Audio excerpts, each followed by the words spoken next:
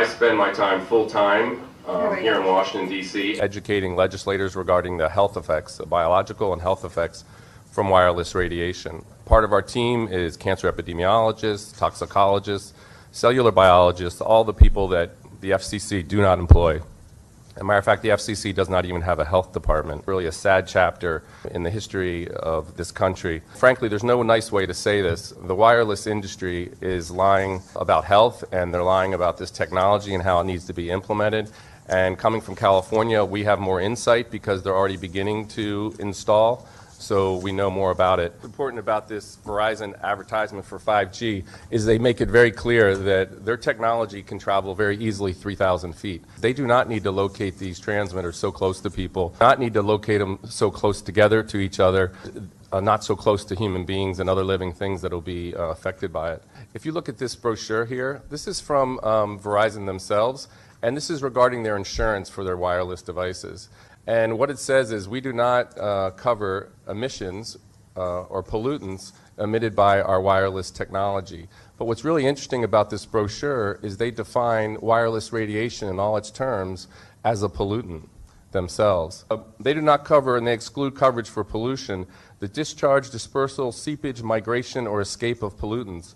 Pollutants mean any solid, liquid, gaseous, or thermal irritant or contaminant, including smoke, vapor, soot, fumes, acid, alkalines, chemicals, artificially produced electric fields, magnetic fields, electromagnetic fields, sound waves, microwaves, and all artificially produced ionizing or non-ionizing radiation or waste. So what's interesting is they define wireless radiation as a pollutant when it comes to them covering and protecting themselves in terms of liability. But when they want to force it into our communities and blanket our communities with wireless radiation, supposedly it's safe. And I ask you, Councilwoman, that all of the representatives from the wireless industry be asked very specifically to state on the record that this wireless technology is safe for the health and safety of our residents. I want that on record because according to their own printed literature, that's not the case. And that's a big issue because working around health effects, known health effects, is really the MO. Whether it's the FCC order, which says that we have streamlining, so we don't want to consider health, environmental issues at all, so they can just work around it. And what really concerns me very much is that what we're not talking about is that we are talking about implementation, and that in the signing of the MLAs, the public was not included. The normal process was not included. Our elected officials were not included.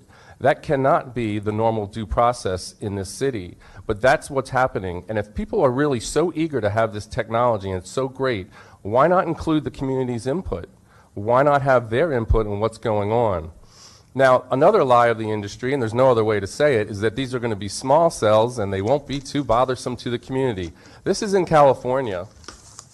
This is what it looks like when they install, and what the plan is to be 4G. This is going to be 4G, and then they're going to put a 5G on top of it, and that's the power source that can be the size of 2 refrigerators, and you can see it's about 15 feet from this woman's home. There is no way this woman doesn't get sick, either short-term with neurological or long-term with cancer. Where is this picture? Could you? In Santa Rosa. What we have is the industry clearly lying to public representatives, which should outrage you enough that you stop the process and you start over again, because this is a forcing and workaround, and that is the MO.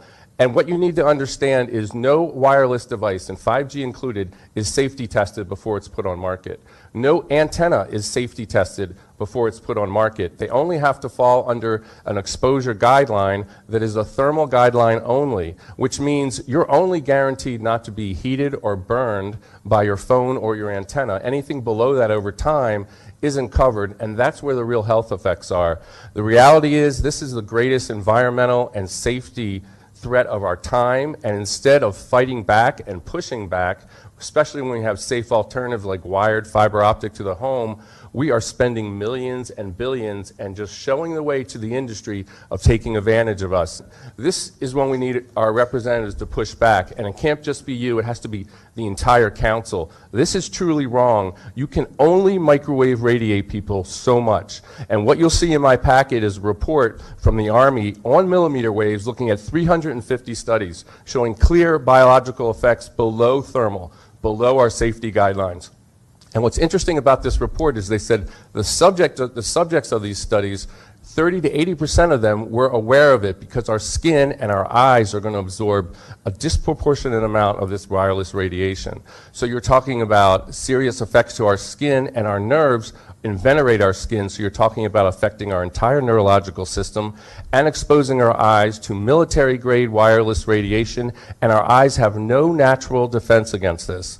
So you're talking about putting this in front of people's homes, forcing it into their rooms. This is absolutely absurd. We have video from the FCC proceedings with one of the 5G engineers saying themselves, look, we are forcing these directed beams into people's windows at levels that we do not allow in our labs, in our safety labs.